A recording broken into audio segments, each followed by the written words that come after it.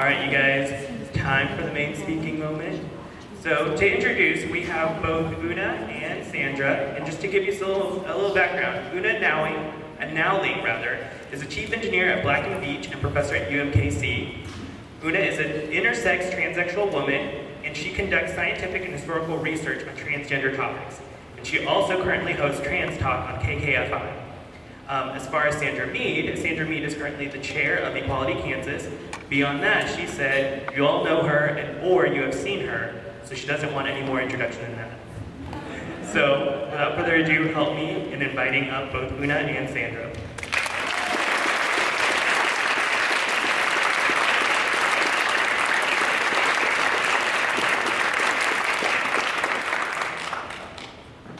So thank you for that warm welcome. Kemet, you were awesome. I love your music. That was great. That was awesome.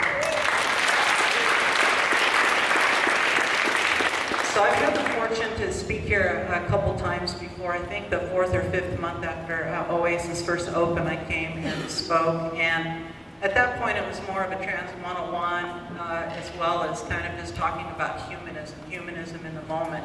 Una and I both have the privilege of speaking regularly around Kansas and Missouri. We spoke quite a bit. We usually speak about Trans 101 and introduce people to the topic of transgender people like us. But what we wanted to do here for Oasis this time was do something completely different. I noticed after Caitlyn Jenner came out, there was quite a bit of traffic on the Oasis website with people looking for more information, wanting to understand more. So I thought, what a perfect time to bring this back in front of Oasis again. But this time, let's get into it in a little more detail. Let's talk about the fact that this isn't a mental disorder in any way, shape, or form. This is medical science that we're talking about here. There's actual biological basis for transgender people. And so I wanted to invite my good friend Una. She's very smart, and I like to surround myself with people who are smarter than me. So, and plus I was selfish. I wanted to invite her and her beautiful wife Fiona out to Oasis so that she could meet this wonderful crowd here. So without further ado, I think we should probably get into it. Una, you want to add anything? Yeah, that's wonderful. Thank you, Sandra.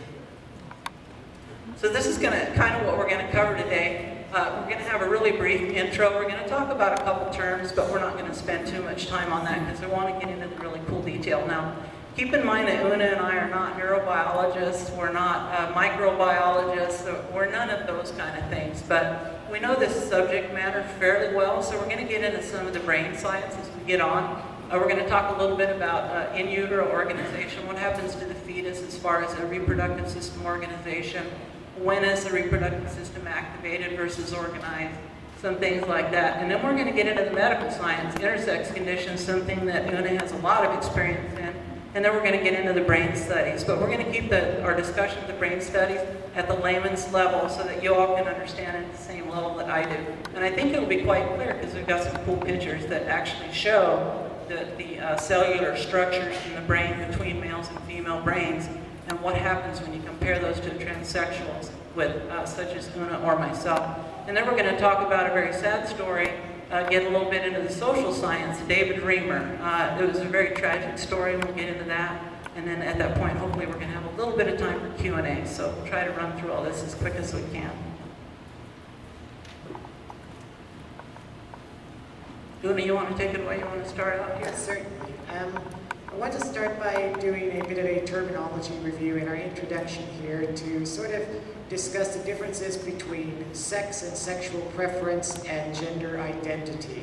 And they are laid out here on this slide. You know, one thing that people often say is that sex is what's between your legs, gender is what's between your ears. And that is fairly accurate for the most part. Sex refers to how you would be classified purely physically, based on the physical aspects of your body. If you want to break it down to the most basic, your chromosomes overall. Intersex people are people who are a combination of both sexes. They may have similar chromosomes, or the same, but may have had a hormone condition. I had an intersex hormone condition such that I did not make testosterone in puberty. I made estrogen, and so I developed a B cup in junior high, which made boys' gym very awkward, if you can imagine.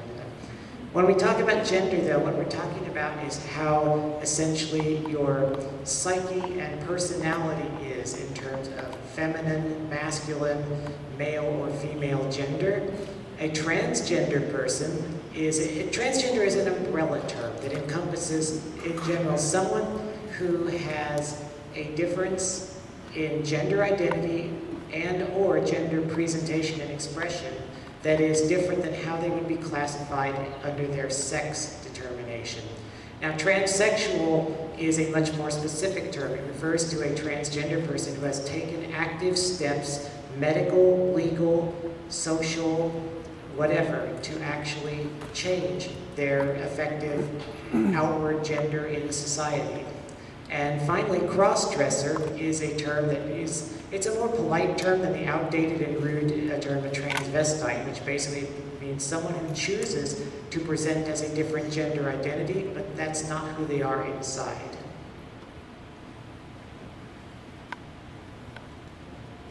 Speaking of sexual development organization activation theories, there's a well-known doctor out there, Dr. Veronica Drance.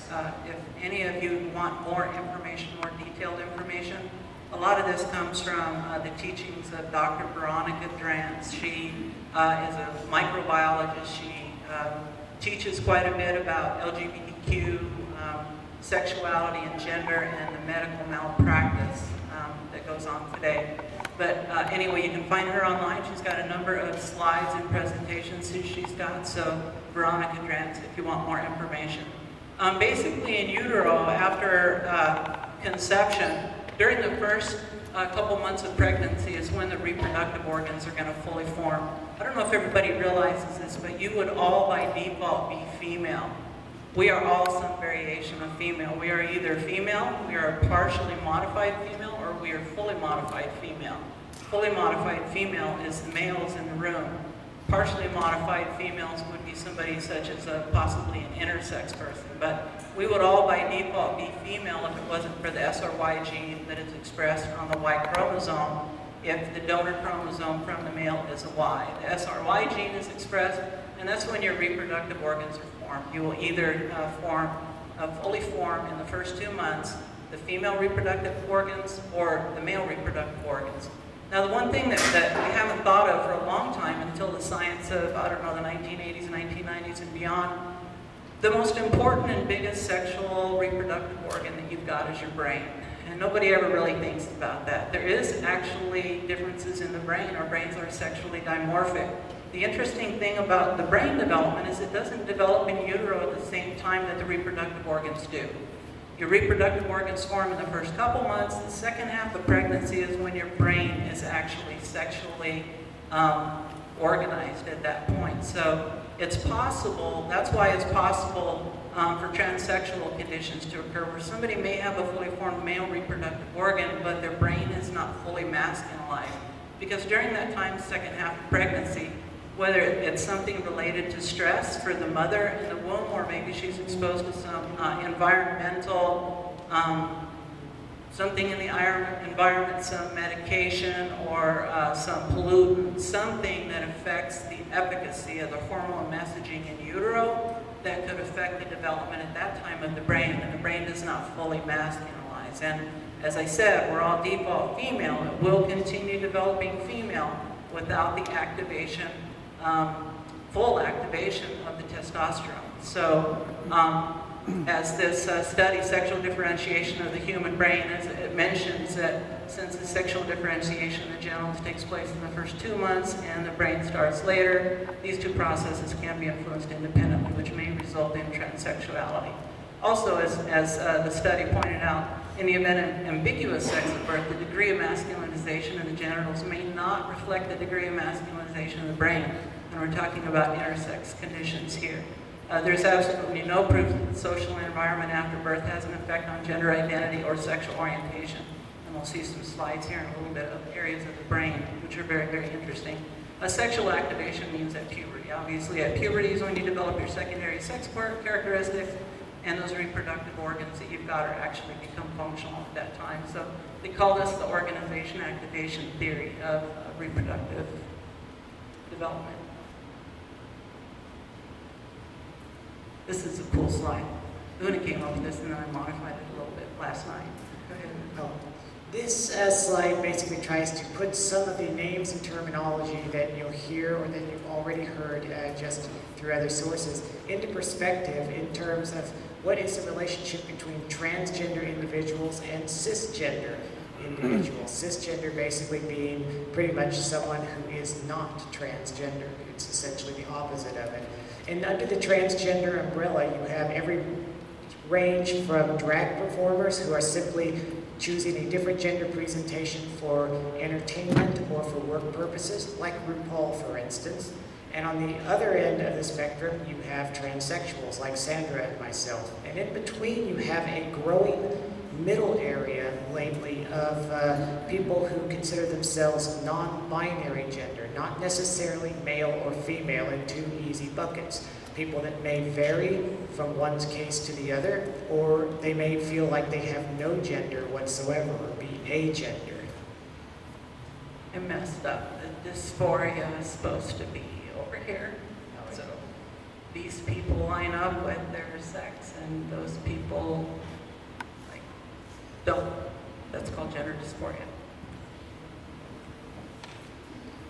Is this me? Okay. Now, if you haven't had any science or picked it up later on, you know that in general terms, a woman is considered to be a person who has two X chromosomes, and a man is considered to be a person who has an X and a Y chromosome. And so men are men and women are women.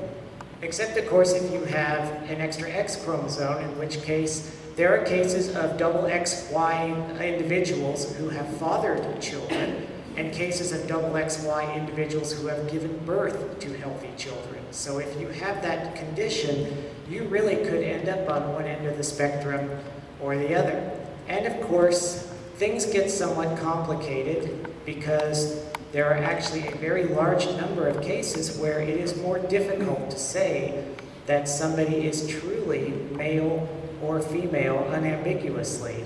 And this looks much more impressive when you have a remote clicker and you can just click through while you're talking.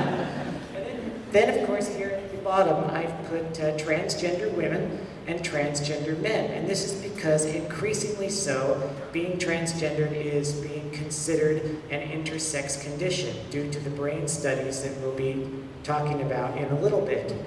There's at least 50 different biological combinations which can make your DNA not easily fall into one of those initial two buckets. The statistics, you know, these look like they should be a little rare, but think about the Kansas City metropolitan area. We have 2 million people in the area. 1 in 1,000 means essentially there should be 2,000 XYY individuals, for example. Some of these conditions are fairly common, double XY. I know a couple people who are double XY individuals, and it can go on down. It also depends really on your ethnic heritage. CAH disorders affect as much as 1 in 280 Native Americans, but otherwise, in the Caucasian population, it's considerably rarer. The Intersex Society of America estimates that at least 1 in 100 Americans has some sort of mild intersex condition. And according to the World Health Organization, about 1 in 1,500 to 2,000 of us have an intersex condition that is severe. This could simply be a lack of fertility in a woman. This could be a hormone disorder in a man. It could be many things, actually. Can we talk about the complete androgen insensitivity syndrome for a minute? Yes. I think that is always such an interesting one to talk about with people.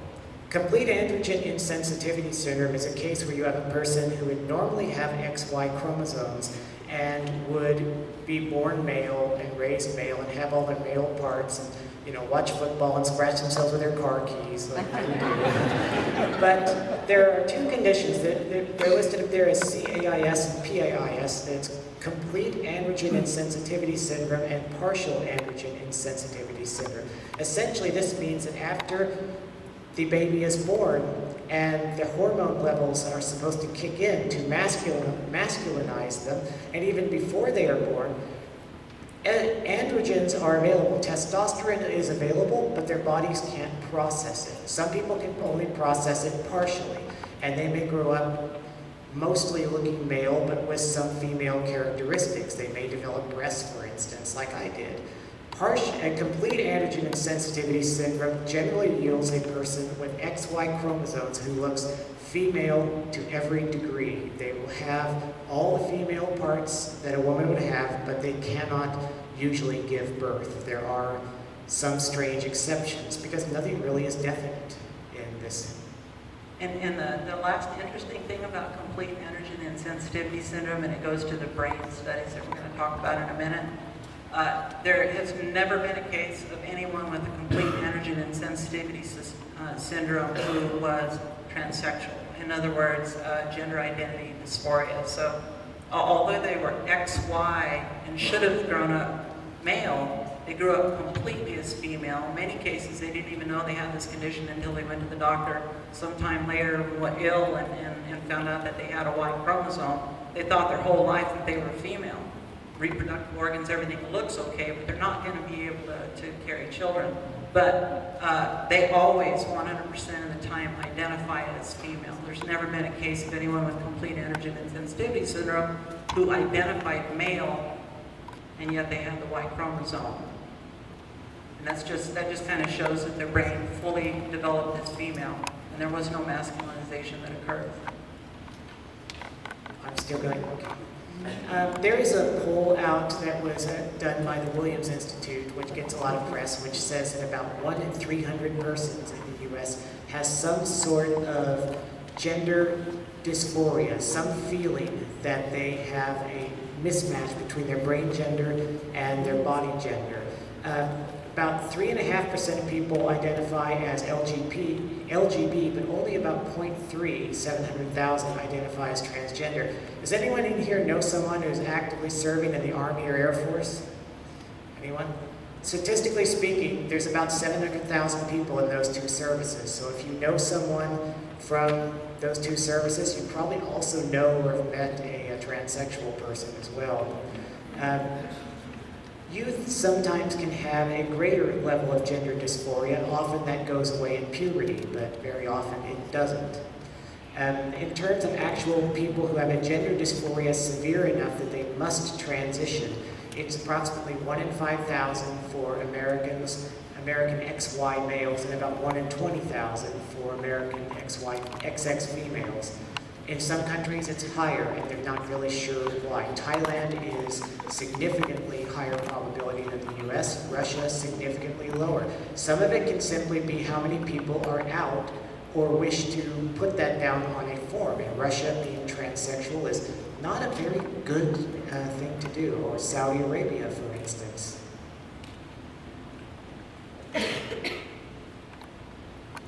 This is a picture of my brain. You like it?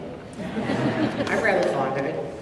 To try to diagnose my intersex hormone condition, they put me in the machine and did a brain MRI of me. Just as a sidebar, it's very sobering to flip through the DVD they give you, and you see all these slices of your brain, like somebody put it on the deli meat slicer. It's just and you get to see it in 3 dimensions. They were thinking that I had a tumor in my pituitary gland that was causing the disorder. Turns out I don't, and it's something more deep-seated, which I haven't really explored because it would cost about $15,000, and I don't really need to. It doesn't actually change anything about what I am and what I do. All right, now we're going to get into some brain studies. How are we doing on time, Ellen? I'm not too sure. How much? 10:15. 10 minutes left? Okay.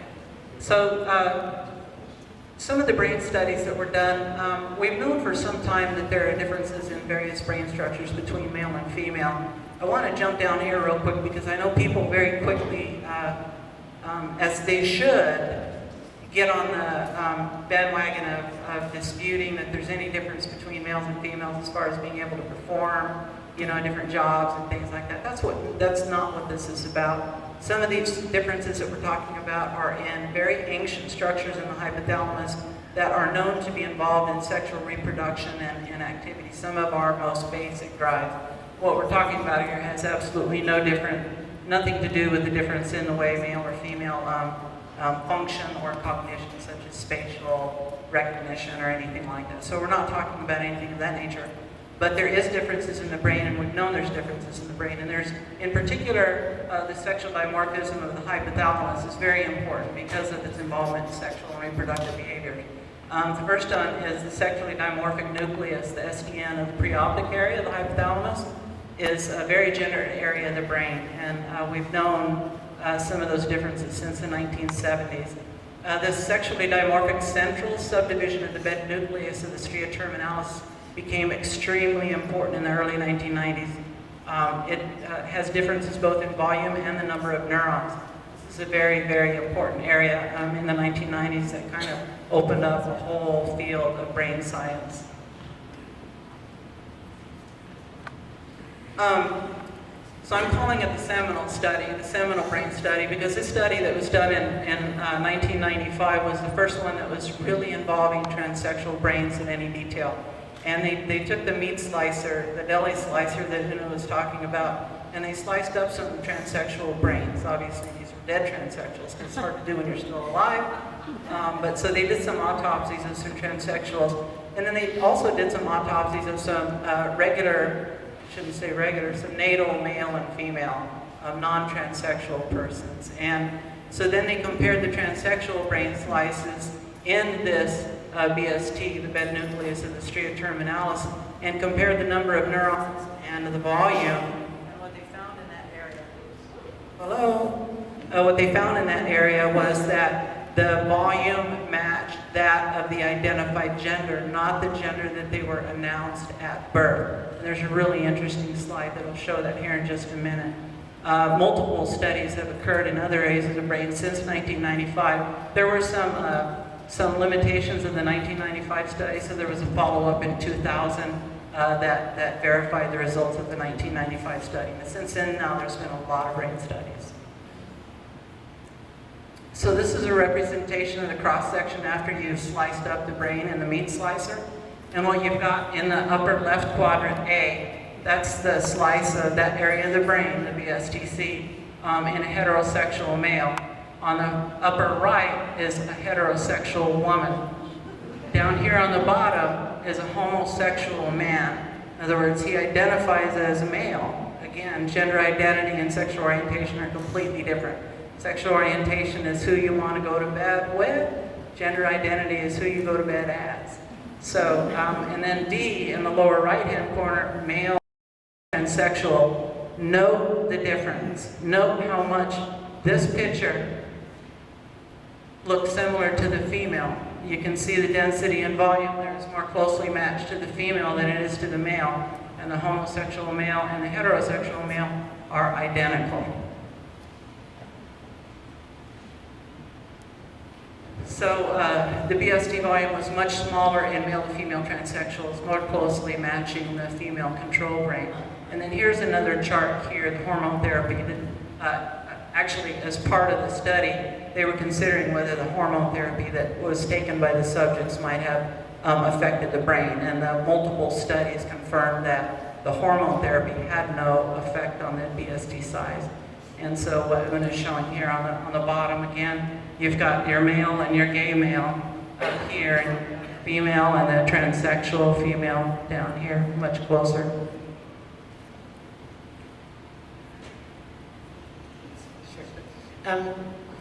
You know, we started off with autopsy studies in the 1980s and 1990s because these differences are very subtle and they're very difficult to detect by any other method than taking some poor person's brain after they've died and digging into it. But MRI technology, especially functional MRI technology in the late 90s and early 2000s, let us actually look inside the brains of more transgender people to look for other similarities between certain folks. In this case, this MRI study is looking at the BSTC and INAH3 regions of their brains. And while you can ignore the alphabet soup up there somewhat and simply look at the size of the bars on the graph, where you have male, female, and then male to female transsexuals, which in both cases, both regions of the brain, is lining up very closely in terms of the volume and the number of neurons. They also divided out women that were premenopausal and postmenopausal to see if that made a difference. Makes a small difference. And people that have congenital adrenal sensitivity, oh god. Androgen insensitivity. Androgen, and they end up being more towards the male side in both of these cases. Now, we've talked a little bit about trans women, and we don't have a trans man up here to talk about himself and all the manly things he does, but we do have a graph that shows studies on transsexual men. And again, finding when we take the functional MRI and look in the brain to see the organization and number and volumes of neurons in certain locations. The black bar on this chart are women, the red bar are transsexual men, female to male, and the green bar, kind of like a yellow-green bar, is males. And you can see in every case, the transsexual men either fall in between the two or are very close, and especially in terms of the second bar there, and very close to those of men. This last one that I included, because we've talked a lot about gender identity, obviously sexual orientation comes into play too, and we know that sexual orientation is also another innate behavior. Just like we've learned that gender identity is innate, sexual orientation is as well. And this very interesting study was done on the third interstitial nucleus of the anterior hypothalamus, the INAH3, specifically studying homosexual men. It was interesting that the INAH3, typically, when you have regular or typical male and female, 2.8 times larger in male brains than female brains. This 1991 study by Simon LeVay found that the INAH3 was more than twice as large in heterosexual men as homosexual men. The size of the INAH3 in homosexual men was approximately the same size as that of women. And there's combined studies, if you look at gender identity, what's going on in the BST nucleus and the INAH3, you'll find that there are transgender people who are, because transgender people can be gay, they can be lesbian, they can be bisexual, they can be heterosexual as well. And the studies of the transsexual people, this holds true as well. If you have a straight heterosexual woman, which is me, I'm a straight heterosexual woman, I prefer guys, you would find that the INAH3 was the same as a female.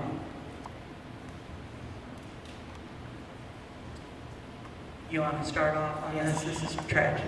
This was a very tragic case that in the literature is sometimes referred to as the John, Joan, John case. It deals with a gentleman named David Reamer, who was born as a pair of identical twins, and right after birth it was discovered that they had a small deformity in the foreskin of their genitals, which made it difficult to urinate. So a doctor performed surgery, performed a circumcision on both of them, but in the case of David, the circumcision went horribly, horribly wrong, and as a result, it basically removed his genitalia so that he could never really have sexual function again for the rest of his life.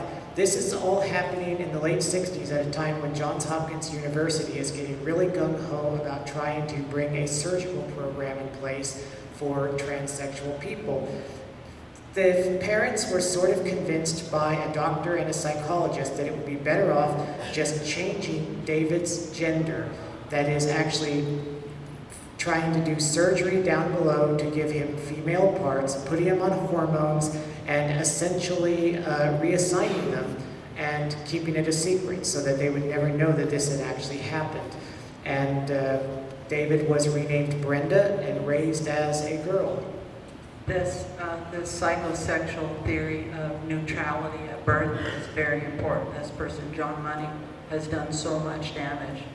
We used to have a lot of gender identity clinics in the United States, and most of them shut down based on John Money's neutrality at birth, gender neutrality at birth theory. And you're going to find out what happened to David Reamer here. It happened to a lot of people. Yes, Dr. Money was a rather strange person. Not only did he convince the parents that they needed to reassign David's gender and keep it a secret, but he also had David and his identical twin brother do such things as engage in fake sexual practice and fake sexual acts. And reading about I'm not going to go into details, but it was quite disturbing to read what all of these licensed, multiple-degreed psychologists were having these children do. After a while, the parents realized that this was not working out. Even though Brenda had no idea that she had been originally David, was given female dress, had somewhat female genitalia because the final surgeries had not been done, they knew all along that they were not a girl. The physical differences, the way that the parents tried to raise them, the way that the doctors told them, no, you are a girl, none of that had any effect. And eventually, it was reported in the literature as the John Jones case, and as Sandra said, it was used as an example or textbook case of gender fluidity in kids. And it really didn't turn out that way.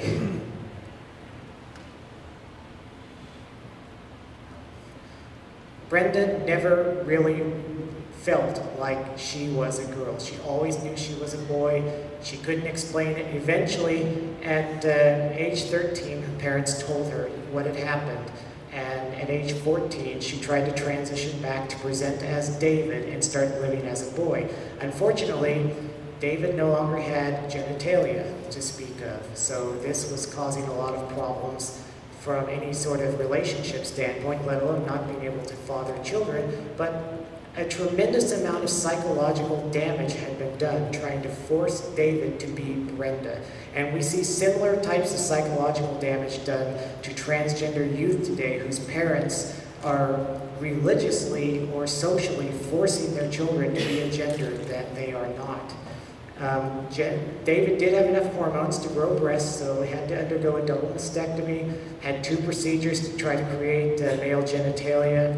Very limited success. Even today, it's not an easy thing to do. And ultimately married. The psychologist, Dr. Money, really gave up the practice after the scandal came out. And as it says here, Dr. Milton Diamond tracked down David Reamer and found out that Money had been actually lying about the research that had been done and the case. In 1997, Brenda went public with her story in Rolling Stone magazine to really try to speak out to prevent what happened, and they didn't want what happened to them to happen to any other children. Thank goodness it's quite rare that that happened by that time, and it just doesn't occur nowadays.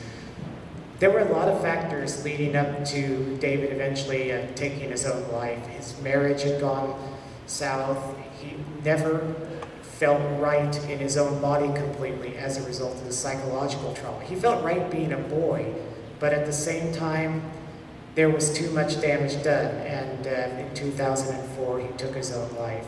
And what's sad is there is still a legacy from this, and that fundamentalist groups that want to campaign against transgender persons will still refer back to this original research as if it hasn't been debunked. When you and I were working with Roland Park to get their non-discrimination ordinance passed, there was this long bit of literature sent out by, I think, the Family Research Council, which referred to this case as actually something backing up why we should not allow transsexuals to have equal rights. Yeah, that was the Alliance Defending Freedom. Oh, yes.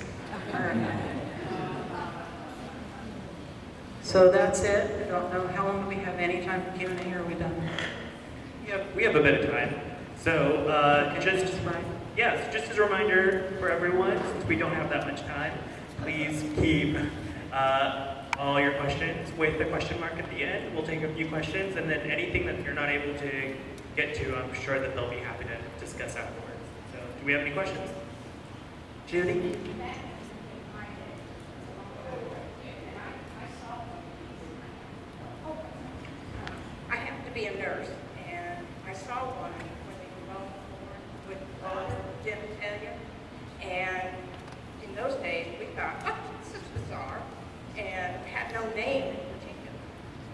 go eventually to be either one. Where does that fit in?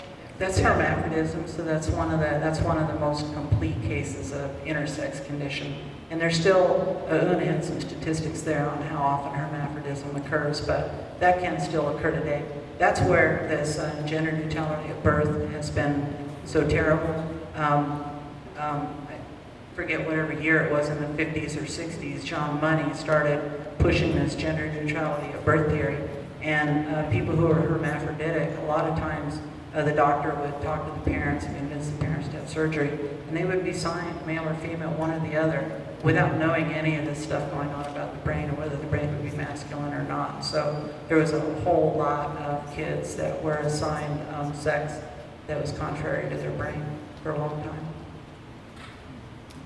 What is the relationship, if anything, between the transsexual and the hermaphrodism, the biological situation of hermaphrodite?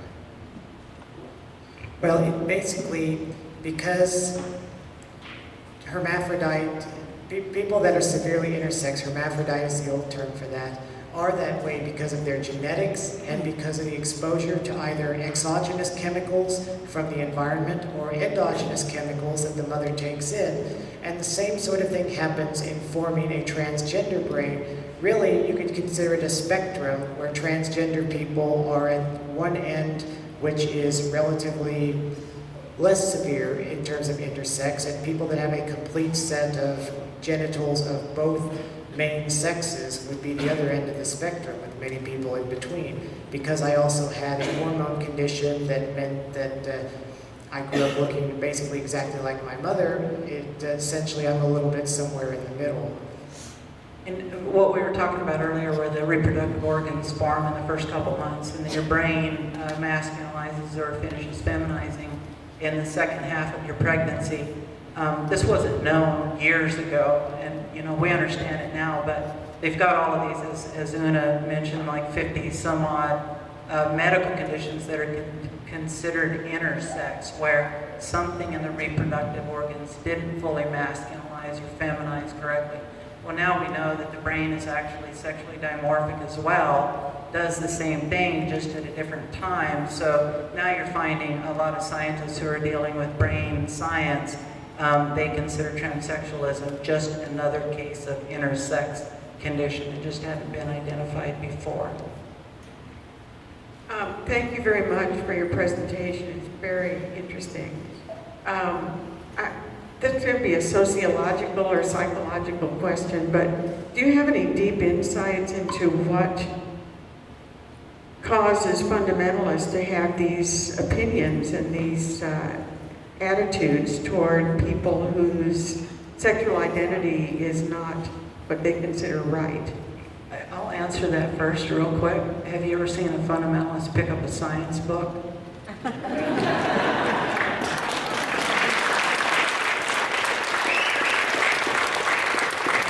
And they're going to have these backward beliefs until they, decide the science is something worth learning. In some sense, I think that fundamentalism is a little bit lazy. Hatred is often lazy. Hatred is lazy in that you don't bother to find out why does the color of this person's skin matter, and then you realize it really doesn't. Why is it really not that important that two women are in love? It's easy. It's very easy to just take things out of context, not do research, not care, and just fit the entire world and the deity into your box. I have a series of religious essays on my website, transicity.org, where I deconstruct myths of what various religious texts have against transgender people. One of the key fundamental parts of the Bible in Genesis, in two different areas, God created male and female. But it doesn't say that's all he created. It simply says he created male and female. Intersex persons have been recognized and known since the Babylonian times. Clearly the people that wrote the Bible knew intersex babies were being born. So the omission doesn't really set the absolute, but if you read it from a lazy context, then it's very easy to try to put people into two boxes. But what they're really doing is they're putting God in a box. They're trying to limit their own God, the most omnipotent and omniscient being in the universe. They're trying to squeeze him into their own human preconceptions, and that's just sad. It really is. All right. feel free to go and talk to them afterwards. There was a female UFC fighter who has become recently well-known, Ronda Rousey. It came to light that she made comments about a male to female transgender fighter, saying that she had an unfair advantage because she still had the bone structure of a man. And I'm not sure what her name is, but Fallon Fox. Fallon Fox. Okay, thank you for that. Yeah. But she came back and said that she actually had a disadvantage because she had less testosterone than even a XX female she would be fighting in the ring Exactly. would have. So I was just wondering what you thought. Yeah, all of us that start transition, we all go on hormone therapy. I can't say all of us because some of us are medically we can't because we have some medical conditions. So, but those of us that are able to go on hormone treatment, for example, myself, you get your blood tested every so often, and you check your testosterone levels and your estrogen levels. And somebody like me, my testosterone level is actually below that of a natal female. Every natal female in the room here has a higher testosterone load now than I do. So it's even harder for transsexual women like me to build muscle, to exercise, to lose fat because of that difference in testosterone load. So there is some truth to that after, I think the IOC, the International Olympic Committee, and a lot of these other sports organizations have done a lot of study on this. Go ahead.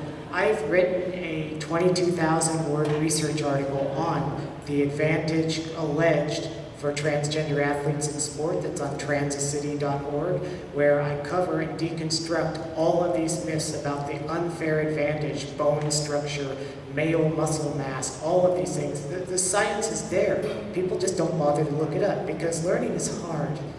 But I went through probably 200 technical papers. I have a full bibliography, and in general, no, after 6 months to 12 months, a transgender woman who has been on full hormone therapy and anti-androgen therapy really is not having a male physique anymore. In fact, in some cases, because of the way that ligaments attach to the bones, they may actually suffer from disadvantages compared to tall women. The only real advantage that comes up is in height, because XY men can grow up naturally taller than women on average, especially, I think it's on average as much as 4 inches. If you're playing basketball, yeah, size matters more. Thank you all very much for